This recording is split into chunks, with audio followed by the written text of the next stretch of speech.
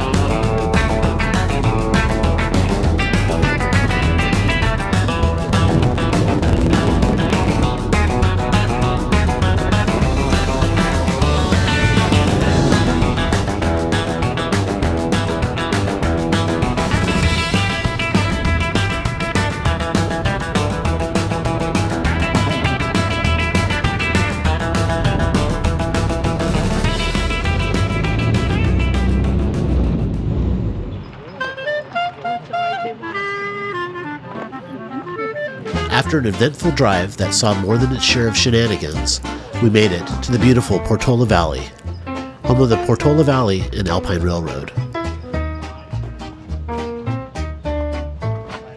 With our A's parked throughout the property, we were left to explore the grounds and eventually take a ride of a lifetime. The landowners started the club with a few friends in the 1980s. It's a 7.5-inch gauge layout with almost 14,000 feet of all-steel track. The Portola Valley and Alpine Railroad is maintained and operated by about 70 member volunteers under a charter from the owners. The railroad is tucked quietly away on private land in the hills of Portola Valley. It's not open to the general public. We were lucky enough to be invited to experience the beauty of the surroundings and ride the rails.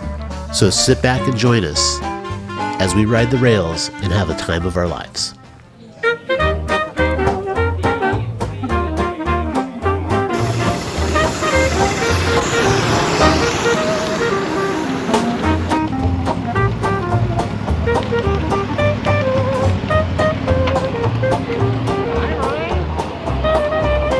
Not lean over.